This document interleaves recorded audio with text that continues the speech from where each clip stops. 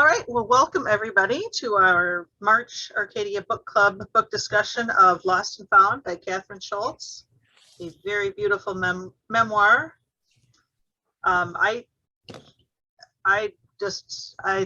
am so glad that James chose this.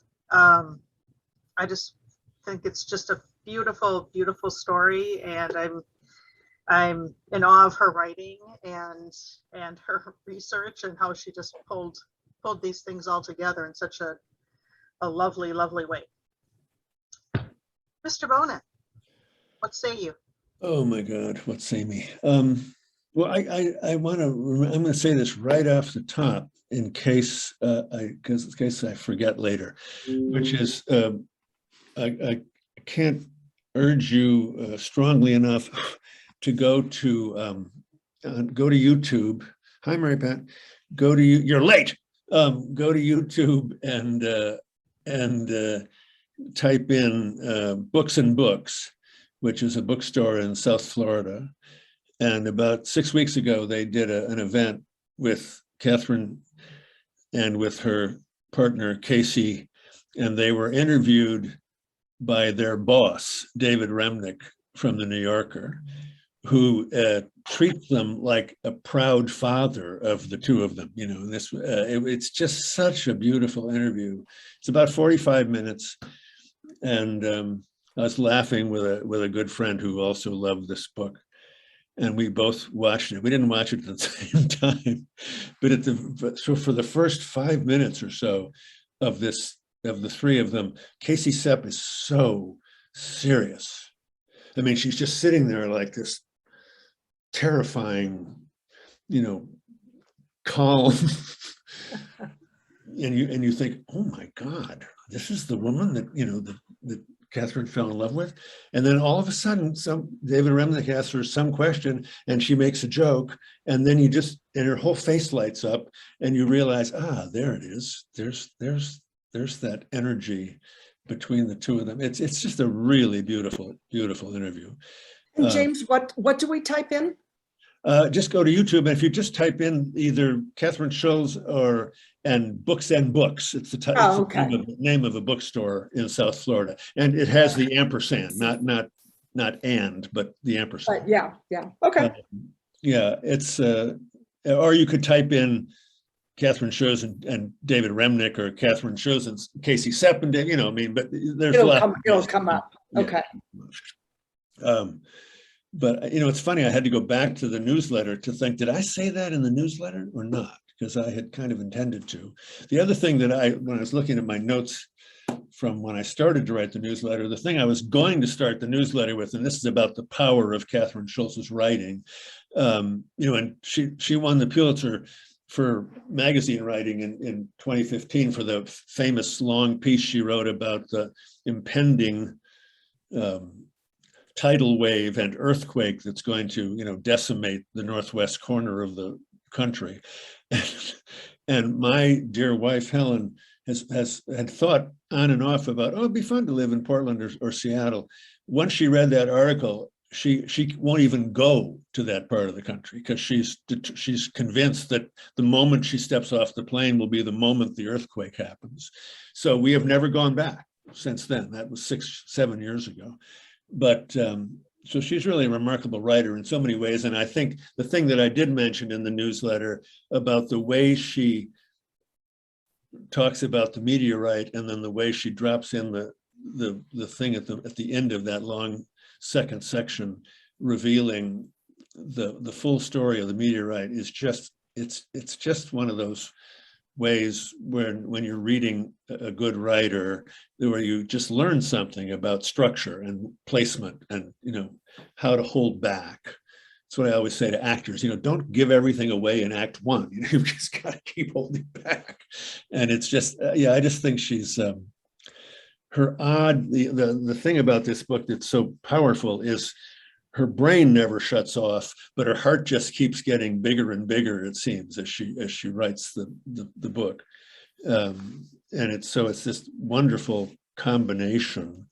And, all of us have lost people. Many of us have lost parents or loved ones, or both. And we but so the combination of the sort of giddiness of the finding or being found, as I think she'd probably put it, and then the final way that she reminds us over and over that life is, like this, loss and found, and loss and found, not one and then the other. Life's rarely very tidy.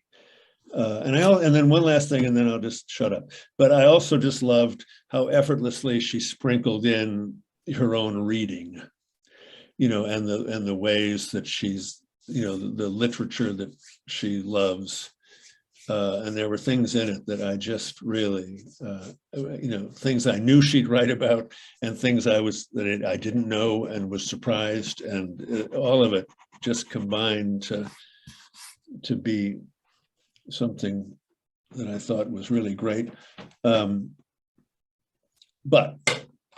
who cares what I think? Let's hear what you think or don't think, or I'm assuming that, Kate will probably say, oh, No, we all care what you think, James. That's why we're here. Okay. So one of the things that I loved, and I haven't quite finished it yet. This is the first I've ever read of her work. Although I've maybe read things in the New Yorker and didn't realize it was her. Right. But I loved her words and her use of words. And I loved, I read The Flyleaf and went, oh, okay, this sounds like this will be interesting. I wasn't quite sure. And then I started reading and I just got sucked in. And I've been I wish I could say that I was sitting with the real paper dictionary. That would sound so whatever. Although it might sound like you're a really old person, Mary Pat, because you sit with the dictionary.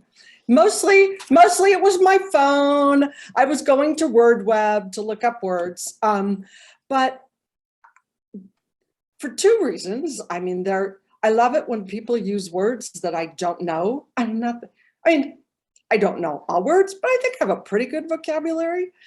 And so I loved coming across new words, and I loved that I actually wanted to look up and know what those words were, rather than just keep on reading and go, well, I think it kind of means this.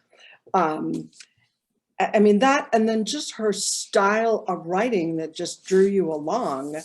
And my mom is a great reader and lover of words. And so I called her to tell her about the book and I was reading. And so I said, oh, let me just start reading to you from the beginning, just because she likes to hear good reading. Well, and then all of a sudden I realized, oh my God, I'm talking to my I'm reading to my 96-year-old mother about euphemisms for dying but she and I discussed the vocabulary of what she wants in her obituary. So, I know exactly what she does not want. And even my mom, I shouldn't say even my mom, because it was fine. That I was reading it, but she just got drawn in herself and she just kept saying, oh, that's so beautiful. And then when Kathryn Schulz says the exception about saying, I lost my father.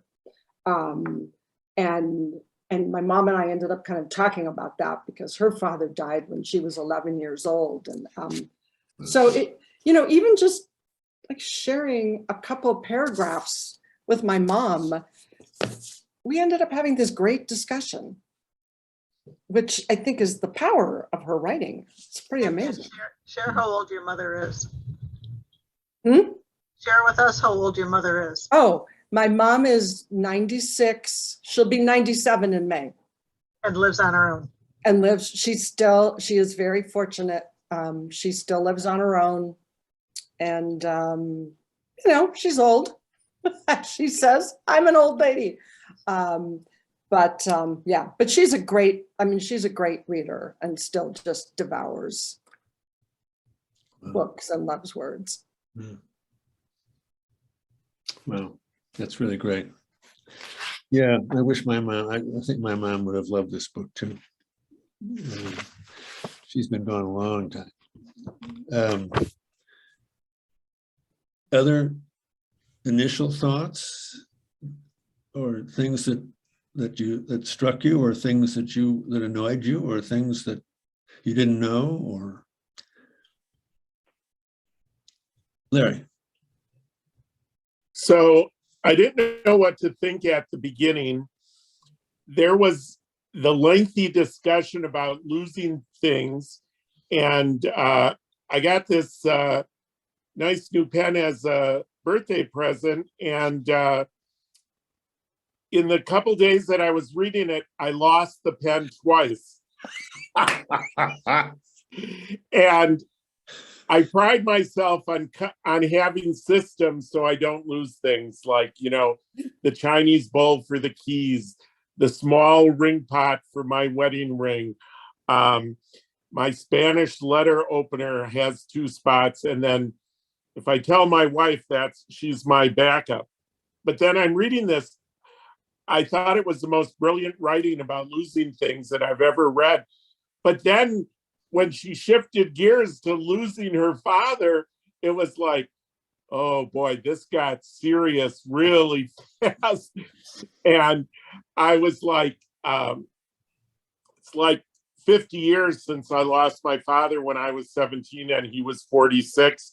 Because when he was 19, he went to World War II and tried to help one of his fellow soldiers who stepped on a mine. So of course, my father stepped on a mine, had part of his leg amputated, had a wooden leg, and then, 30 years later, died instantly of a blood clot. So it brought all of that trauma back, but in a good way. I mean, it's a long time. And then I'm like, oh, I can't wait to finish the lost section. And then the found section was such a great love story. And just coincidentally, our library is doing this StoryCorps thing. I don't know if you've ever heard this on public radio, where people get together and have a conversation. Well, my wife and I, this past Monday, we did 240 sessions, and the one that's relevant is the story of our 16-hour first date, where I had to go from Waukesha to Mequon to pick her up, take her out for brunch at a French restaurant in Milwaukee, have dinner at the old feed mill in Mazamani, and take her for the first time to American Players Theater to see Taming of the Shrew with Jim DeVita and Colleen Madden exactly 20 years ago this summer. And so because we had just told that story, her story of falling in love, I just saw all these parallels in. And so by the time I got to "and," I was like, well, this is going to be anticlimactic. And I have to say, and Mary Pat, you got to finish it, "and" is the best part of the book. Yeah. And the last 10, 15 pages are just, I mean, I finished it this afternoon and I'm like, I need to go back and reread a lot. But as a former middle school English teacher, I was never so exciting. I never knew the origin of ampersand. Both that it was part of that "and" was part of the alphabet. I found that shocking.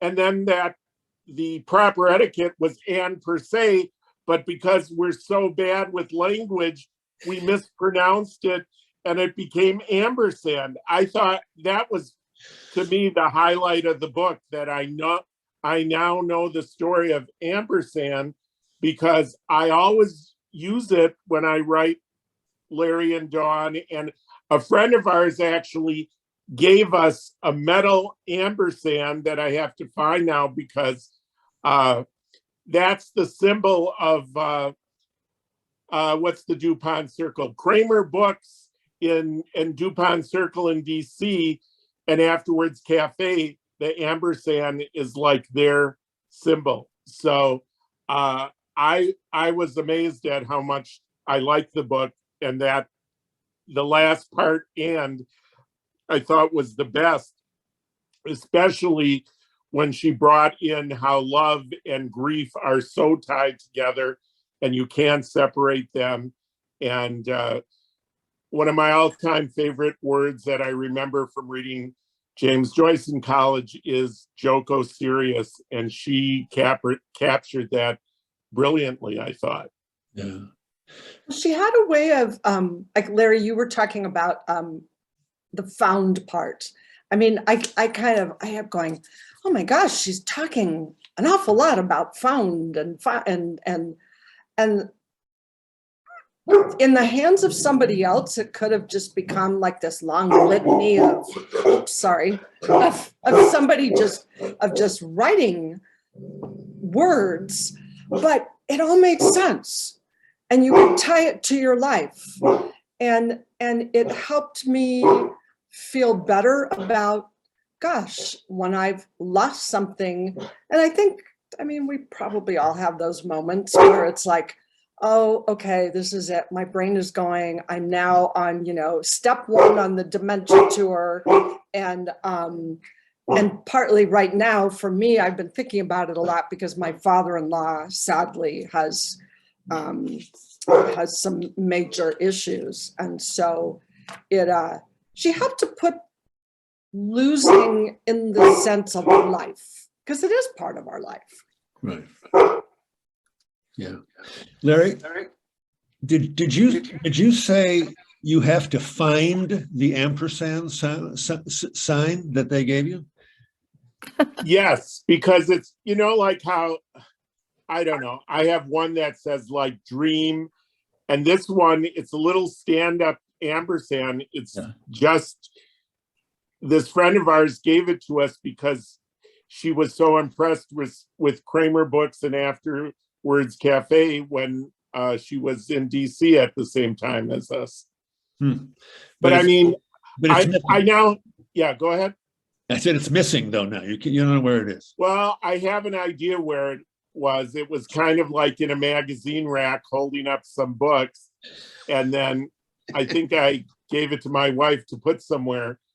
But I'm just amazed that I never heard this story, or the way that it was written. Was it in Latin where it looked like E.T.? Yes. So did people know about that before this book? I had never heard of it before. I had never encountered that before. I immediately wanted to write a poem called The 27th Letter of the Alphabet. Well, and then that it was the ABC song that killed it off. Yeah. Yeah. Maybe we shouldn't all be at the same cocktail party this summer, because we'll all be wanting to tell the ampersand story. And somebody's going to go, wait, somebody else just talked to me. Somebody just told me that story. Yeah. But Mary Pat, I think it's only people who are into language and words and stuff that would think it's exciting. I think most people would go, so who cares? Yeah. Yeah. Oh, agreed. That's great. I mean, look, I really have to run. That's. I mean, I spent 30 years trying to teach 8th graders the 8 parts of speech, and we'd listen to grammar rock. Conjunction Junction was the favorite song, but I would have loved to been able to tell this story about and. Yeah. Wait, there are 8 parts of speech? Okay. Any other comments? Anything that struck you? Well, I mean, I can just echo what some other people have already said. I mean, I when I finished reading it, I had it's so beautifully written, and the structure is amazing. And I at the same time, I've been in a kind of high-powered nonfiction writing class, and somebody brought up this book, and there was just like, 10 different interviews, and, everybody was agog about her. But when I finished reading it, I thought, wow, it's not a self-help book, but but it kind of functions that way, you know, for every reader, because we each bring, I mean, I brought the experience of losing my mother when I was 9, and, you know, she was 42. And I mean, we all bring our own losses to it. And she just handled it so brilliantly. I mean, you know, I started reading the book kind of like, I'm not sure, you know, I was a little resistant to it. I just was, I mean, I do love her writing. That article that she wrote about the Pacific Northwest. I mean, I live there, James, and I love it there. And I have this secret yen to go back, but I think we're safer here. It's really a scary article. It's a scary article, yeah. But I just was really pulled in right away. And she does such a great job.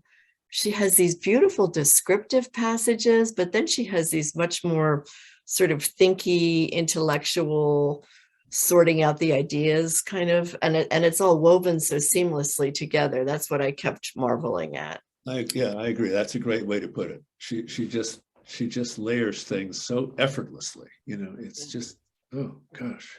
Well, and you know, that moment that I referred to about the end of the second section, how she talks, you know, she gives you the little beautiful moment of the meteorite. Because I remember reading the whole first part of the meteorite thing and thinking, that's really, you know, that's fascinating, but what the hell is she doing with, you know, what is all this, you know? And then, you know, 80 pages later, she just drops this paragraph in, and I went back an hour ago just to test it, to see if it still had the same potency. And I read the paragraph and I burst into tears. I mean, I just thought, God, it's just amazing. And in this Books and Books interview, David Remnick asks Casey Sepp, what's her favorite thing about the book, or her favorite passage in the book.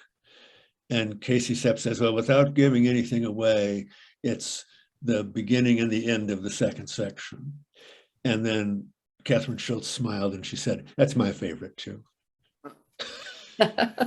Which is really, oh gosh. And in that interview, they talk about how generous it was of Casey to let Kathryn tell that story, even though it was Casey's family. Right. Yeah. No, it's true. You know, it is. So why did she refer to her wife as C and not as Casey? Exactly. I want to know the answer to that. Yeah. Well, that just struck me as a little odd. I wondered if her partner's a writer too. Do we know what her partner writes? Oh yeah, she writes for the New Yorker. She works for the New Yorker. Do they both write for the New Yorker? Yeah, yeah. It's very strange. You know, Larry, I actually went at one point, because I kept going, I went to her website. I Googled Kathryn Schulz's, you know, I Googled her and went. And I mean, right there, you can read on her website. You can read on Wikipedia. I mean, Casey Sepp.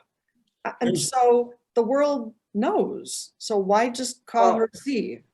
Here's what right. That's what I found. I found that annoying. And I actually went to Wikipedia, but I could not find anything about her partner on her Wikipedia page. And I guess I should have just Googled her name. But I thought, why is it, you know, was it because they were a same-sex couple? Was that the problem? And you didn't hear anything about that till the very end when they got married.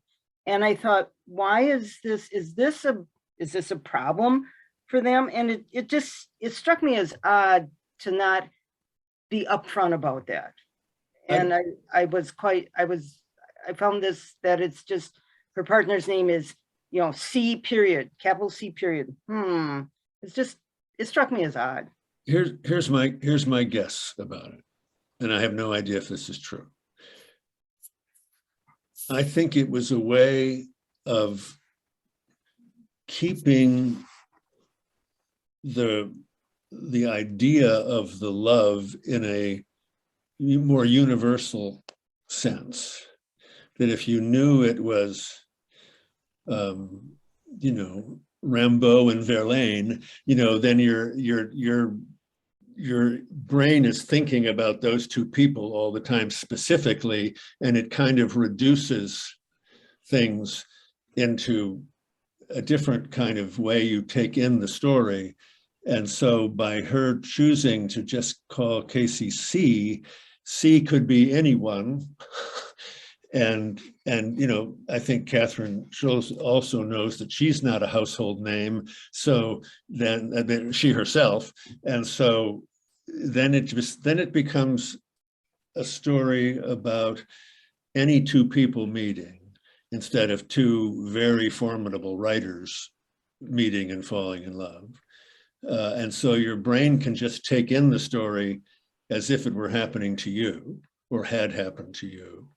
And that's just a guess. I have no idea really why. But you know, it's interesting that it bothered you. I see it didn't bother me.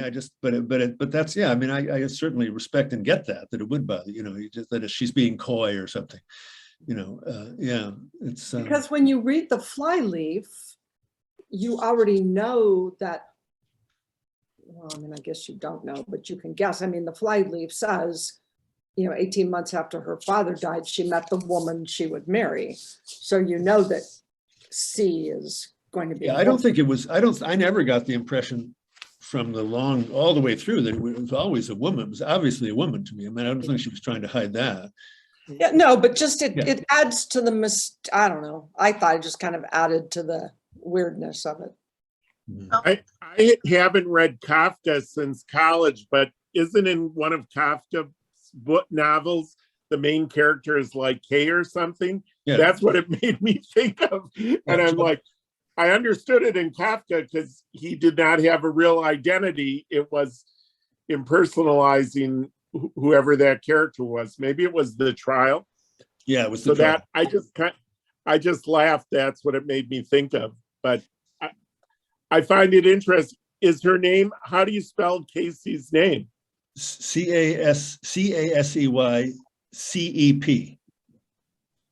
Oh, okay. Well, her initials are both C, and the second syllable of Casey is C.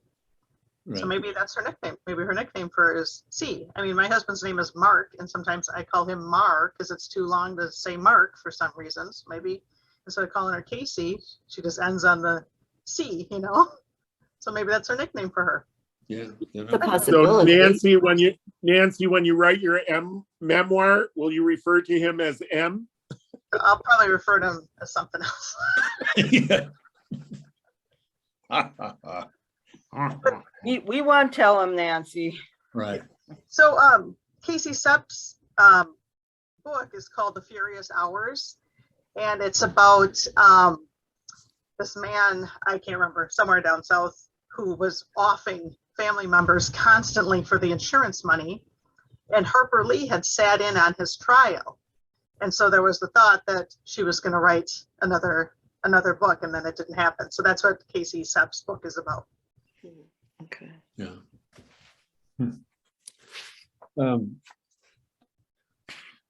I keep a little notebook and I write things down when I find passages in books I really like. And so I was particularly touched with the last page 236, and it gave me a lot to think about, especially during this time of COVID. We have so many losses, and yet the world keeps on spinning. And so while I had met her as a writer in the New Yorker, I remembered reading some of her writing. I also like Ed Young, who writes in the Atlantic, and he was recently interviewed on the NewsHour, and he has a new passage about the million dead. And what does that mean? And how come they seem to already be forgotten, and how are we okay with that? And so I was thinking about all that, Ed's recent article, this recent book, and I thought it was an interesting coming together also of this time where COVID really is pretty much amongst us, and yet some of us are acting as though it isn't. And and Ed Young talks about how it's it became an individual thing, not a community problem to solve. Yeah. So it's just an interesting time to read this memoir, and then to be reading some of this reckoning with COVID at the moment. Yeah. But I just felt that our crossing is A brief one, best spent bearing witness to all that we see, honoring what we find noble, tending what we know needs our care, recognizing that we are inseparably connected to all of it, etc. and so on. I thought that was very beautiful, and I think that is maybe missing a bit right now. Yeah. Yeah, well, and I think that, yeah, that's a beautiful passage, and the last three phrases or two phrases, and then the sentence, or the including what is not yet upon us, including what is already gone. We are here to keep watch, not to keep. Yeah, and that's and that it is. That it really is one of the struck hard- me also. Sorry? What? That really struck me also, kind of like it's synthesizing almost the whole, if not almost the whole book, but just really synthesizing everything in that last, couple sentences, that last paragraph. Yeah. Like, Yeah, and it just, well, there's so many things that you can. I mean, I agree. I have a notebook that I write things in too, and this is one of those books that I sort of thought, well, I could just sort of take pictures of pages and put them in. I mean, there's so many things that are sort of draw you in. Larry, don't you have something? You usually have something you want to read. Do you have a particular thing you want to read? Well, what's funny is in the small book club that I'm in, I underline a lot because I'm like the only one that ever refers to the text. For this book club, because usually we have so many people and you want everyone to talk, I do try to pick out one thing, but the last 20 pages of this book, I have so many things underlined. I would be hard pressed, but I think the thing that to me was very insightful was the link between love and loss that I'm looking on page 234. What serves us best in the face of inexorable, I can't even pronounce that word, inexorable loss is not our grief or our acquiescence, but our attention. For now, at least, the world is ours to notice and to change. And that seems to me sufficient. And then a little further down, our works of art, our honorable deeds, our acts of kindness and generosity, all of these link in ways, in unseen ways, to future generations. And it's like all of a sudden, like the last chapter was like a really good modern philosophy about, when you said it's not a self-help book, but it does. I was thinking, I don't know, if somebody had a loss or had fallen in love, that this would, I don't know if this would be a good book to give them, because she's so frank and honest. And the fact, I'm now back on 228. The first problem that love presents us with is how to find it. But the most enduring problem of love, which is also the most enduring problem of life, is how to live with the fact that we lose it. And I didn't get married till late in life the first time, and then it took me the second time to get it right 20 years ago. But I think that was tied to my father dying when I was only 17, and seeing my mother go to pieces and think, oh, I never want to love anybody like that. It's too painful. It was so painful as a son, I couldn't imagine as a spouse. And it took me many years to realize, well, that's a stupid way to live your life. But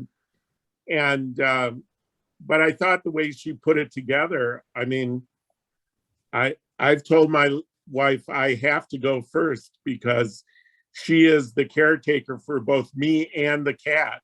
So we would not be good without her. Yeah. No, I understand that. Larry, I love it that you read that passage on 234, because that was one of my favorite passages too. And just a couple lines up from what you read, she says, on the whole, though, I take the side of amazement. I cannot look closely for any length of time at even so simple a thing as a pond and do otherwise. And I just love that. It's so beautiful. Yeah. You know, and then the stuff that you read shortly right after that, it's just gorgeous. Yeah. But I think, Allison, that's such an important point, because you feel like she's teetering between saying the positive or the negative, and you really don't know until the end of the book where she's going to end up. Because even when she's fallen in love, she's so haunted by the loss of her father that you can just tell she doesn't want to experience that again with her wife. Right. But she does end up on the positive side, which was what made the end of the book so good, in my opinion. Although pointing out, you know, it's very few people that can time their death with their partner. I think that's like in the 1%. Two things. One, just quickly, Larry, to tie on to that, what you just said. Yeah, William Maxwell's wife of 48 years died on a Tuesday, I think, and he died the following Wednesday. You know, I think he was ill, and I think that was just, he thought, okay, I've got nothing more to hang around for now that she's gone. But the thing that what you were both talking about, and the thing that I love most about what you were talking about, is that she chooses the word amazement. Amazement. Yeah. I mean, nobody would choose that word. That, you know, that you're choosing to be amazed over and over again. I mean, and you have to, you know, and because she's so careful with words, you know, that was an absolute choice. It was not just a happy accident. And I think it has such resonance because it's such a big unused word, particularly in the context of just taking a pond in and being amazed. It's just, yeah, that's one of the things I think I love most about her, is that's how careful her writing is. And when she gets it right, she really gets it right. And it just, yeah, it's just fabulous. I know. Other things that people, did anybody find, you know, some people find that some of the section on the found section is a little too personal and a little too gooey, but I didn't. Yes. Yeah. Yes. Yeah. And I almost didn't want to say anything because everybody's, you know, speaking very, you know, glowingly of the book, which I agree with, but it was just kind of like, whoa, you know, lots of rainbows and butterflies and it's just like some movie with some glowing patina and everything. It's just like, oh, a little too much. Like, can we move on? Can we bring it down to earth?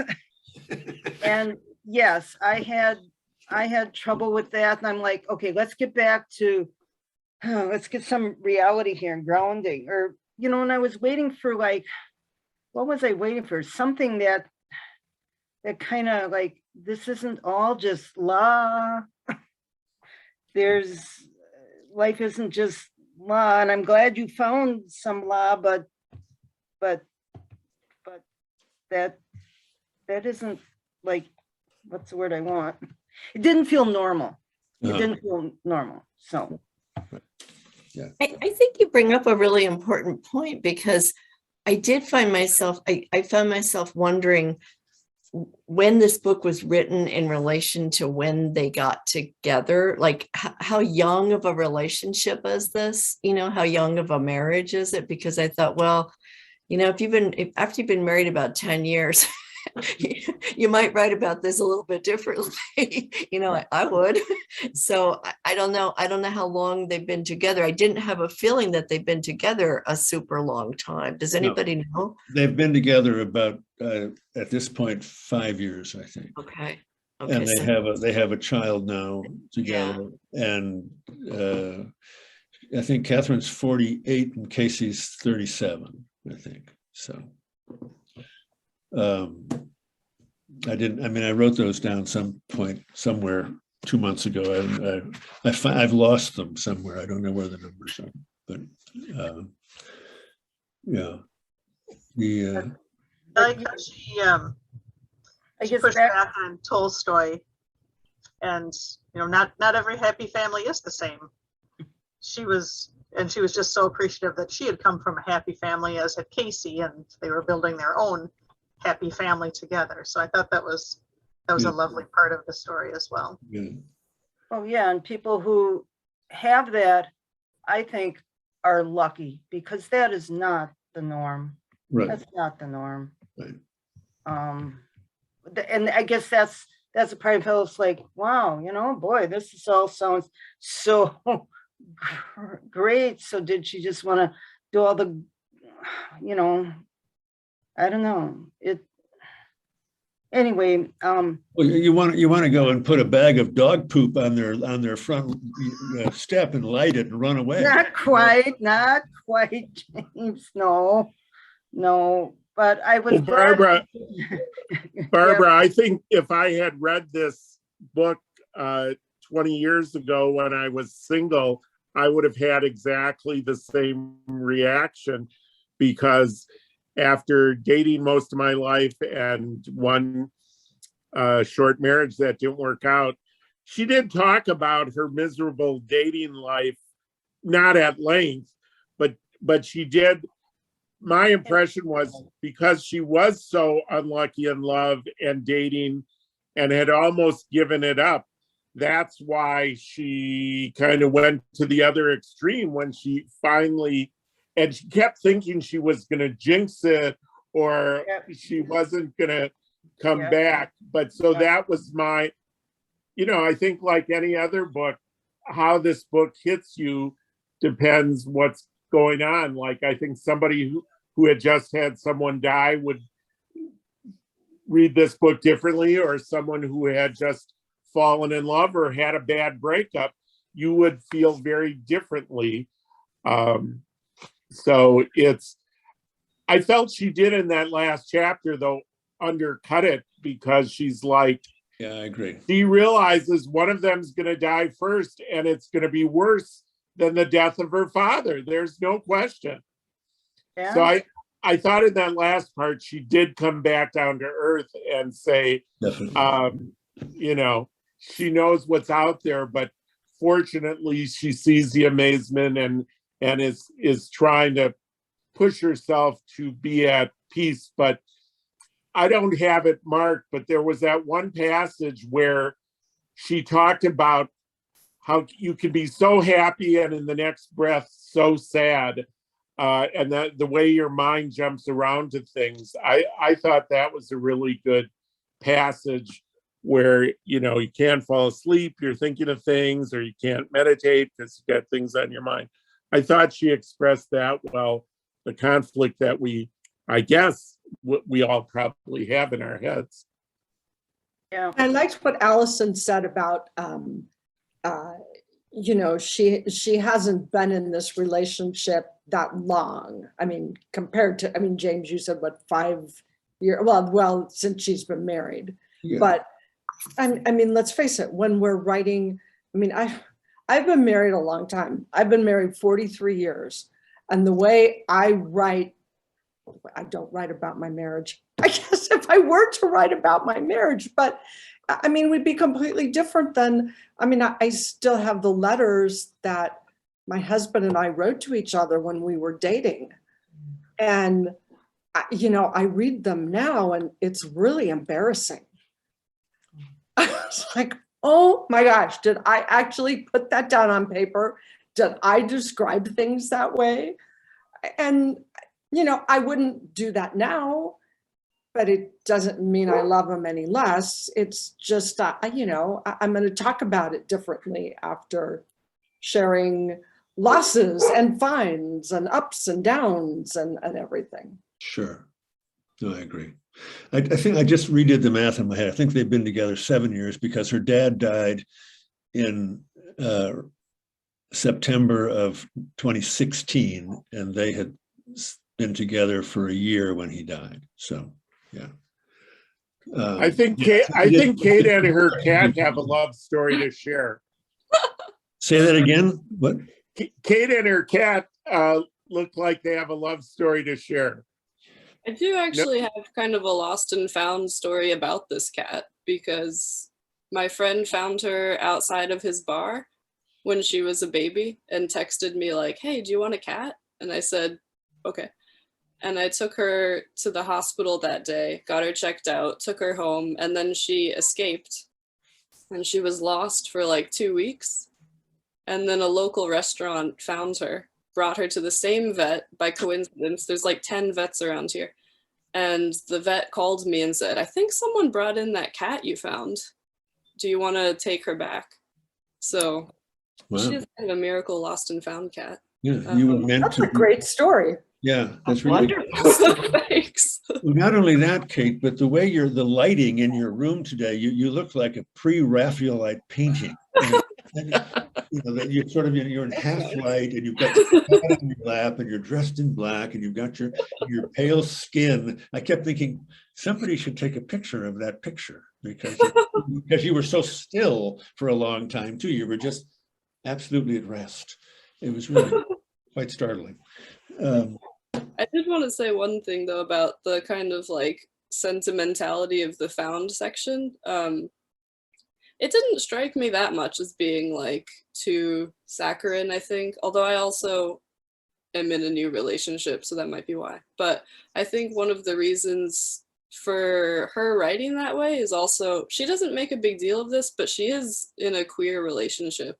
And I mean, it's more of a like accepted thing in America now, but it's still like, statistically speaking, really hard to find a partner as a queer person. And then once you get, I don't know, to a certain point in life where you're not using the dating apps or like going out every night, whatever, it gets way harder. And I think every queer relationship can kind of feel like a constant miracle, because you just think the odds of meeting someone who not only feels the same way just sexually as I do, but also I can connect with spiritually, mentally, emotionally, are just so small that I don't know. I have the feeling, I mean, I don't know anything about these two women, but I have the feeling that, you know, if we ask them 20 years from now to write about their relationship, it might end up sounding exactly like the book that she's writing now. That's really interesting. Wow. I'm looking forward to your cat's book, Kate. Probably lots of complaining that she's not fed enough and not played with enough. How long have you had the cat? Almost 2 years. Wow. Yeah, she's still a baby, which is why she's biting me, I think. Yeah. Wow. She's so nice the way she just sits in your lap, though. Mine just sort of leaped around and Yeah, I knocked saw something over. your cat go by. Wow. You all missed it before when it was just James and Kate and me and Kitty. And Kate couldn't move because the cat did not want her to move. So there's the love story. Okay. It's almost 7 o'clock. I wanted to just point out, I'm going to probably write about both of these next week, but I've read recently 2 other memoirs that have struck me. They couldn't be more different, but one is Run Towards the Danger by Sarah Poli, who's a Canadian actress and director and writer. This is her first book, but it's a series of essays about particular moments in her life, and it's very, very powerful, potent stuff. She was a child actress. She started acting when she was 4, I don't know if any of you remember the movie that with Julie Christie from about 15 years ago, that was about a woman suffering from Alzheimer's, and she was institutionalized. It's based on the Alice Munro story, The Bear Came Over the Mountain, which is just one of the most extraordinary stories that Alice Munro wrote in her long and extraordinary and amazing career. But I think it's Far From Her, I think is the title of the movie. But Sarah Poli wrote the screenplay for that and directed the movie when she was 27 years old. You know, it's a little bit like knowing Mozart or something. You know, you just feel like, well, you know, I got myself on a school bus when I was 27 or whatever. The other book is Frank Bruni's book, The Beauty of Dusk, which is about his going partially blind, waking up one morning and being partially blind because of a slight stroke that affected his optic nerve. And he's written for the New York Times for many years, but like Kathryn's book, because he's a reporter and you know, his mind works in a certain way, it's not just his story about potentially losing his sight and potentially going completely blind. It's really about what people do. And he spent a lot of time finding people who figured out ways to work around problems and treated the problems not as problems. So it's a quietly inspirational book, but they're both really good, worth reading. And Sarah Poli's book, and she's very blunt and tough on herself. But to say that she had a very unusual, she was the star, the young girl in Terry Gilliam's crazy movie, the Baron von Munchausen, if anybody ever saw that movie. You know, it's a disaster, one of the movies that, you know, should have been great and everybody considered it a disaster. And she was 9 years old. It's just, and I think she sort of consciously and subconsciously bore the scars of that for the next 25 years of her life. But yeah, I'm excited about all these people writing books that are so accessible and not just their own story, you know, but sort of their story within the world of stories. And I think that it just gives them so much more resonance. Nancy, or does anybody have any other last thing they want to say about Kathryn's book, or you don't have to? I'm just. Is this her first book, or does she have other books? Sarah Poli? No, Kathryn. Oh, Kathryn. Yeah, this is her first book. Okay, I have another book that I want to draw attention to. That when James gets back, we'll work with the author on getting an event set up for it, but it's just the most gorgeous book, like literally, and everybody that's read it just is amazed by the beauty of it, and it's this one. Oh my God. I can't believe you read this. It says Allison Townsend. Oh, Allison Townsend. Allison's gorgeous. That name sounds familiar. I am so embarrassed. Wait, you mean this book? So when James gets back, we will have a lovely event with Allison, and we'll get all the details worked out if we'll be inside or outside or virtual or some combination of all. We'll have to do some combination so Kate can be involved too. So yes, I want Kate to be there. Yes, if only that Kate's just on our phone, just Kate. Kate's the only one that gets to be virtual. So we'll figure it out. So how does Allison, the book club member, get along with Allison, the author? Yeah, good question. Oh, we're like different parts of the same person. You know, it's like... Allison, you'll notice this one doesn't have a signed by author sticker because those are all gone already. So oh wow, that's really nice. Yeah. All our books and yeah.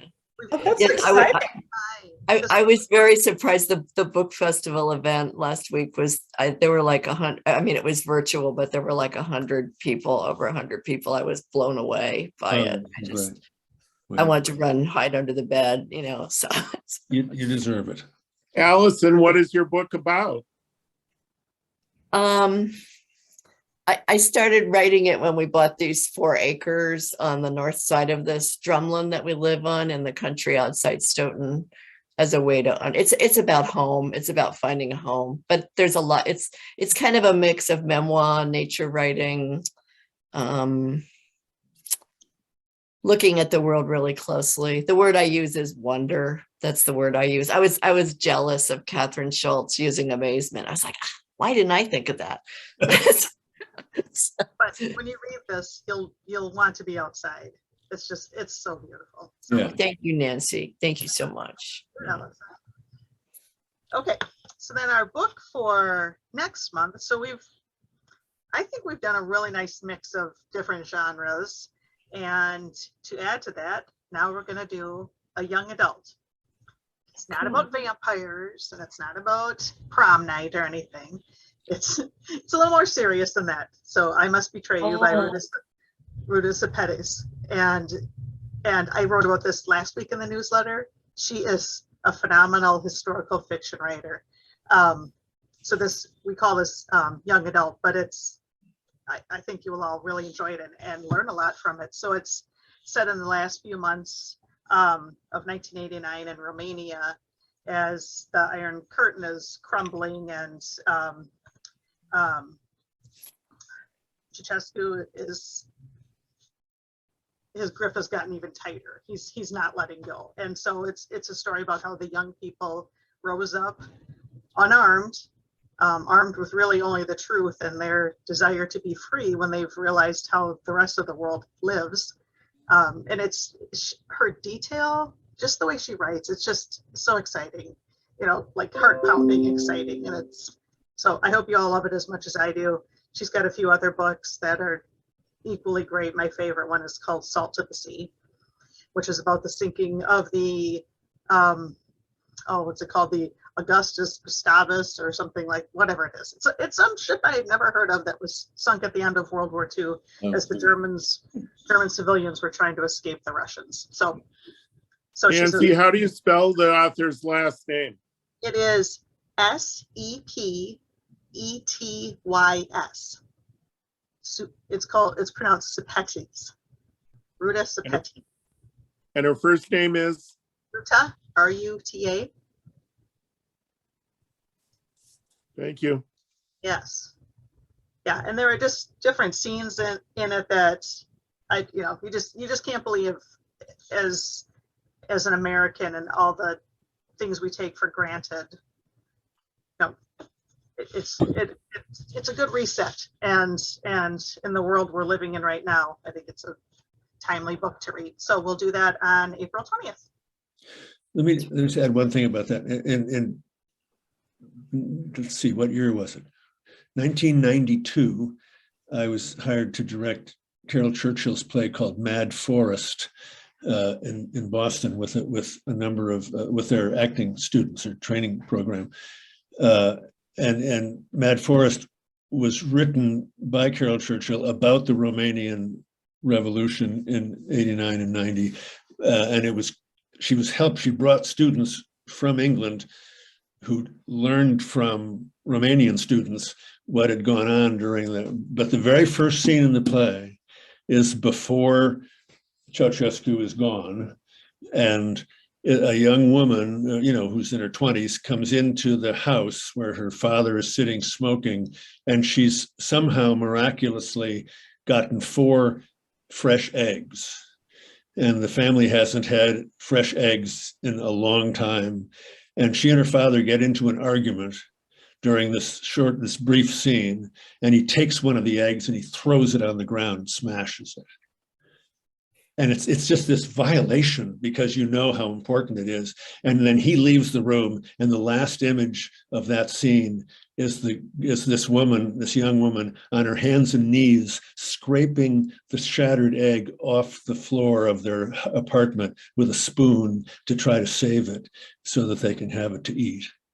You know, and it's just, you know, when writers get those kind of images, stage images just right, you know, the whole rest of the play, that thing is resonating in your brain about how different that life is from our life of sort of easy excess, you know. And it's so I mean, I haven't read the book, so I'm really excited to read it. It's really something. So anyway, that's all we have, I believe. And I'm glad, thank you all for coming. I'm sorry other people decided it was too whatever or too nice a night, or to, you know, but that's okay, you know. Okay, thank you. Thank you.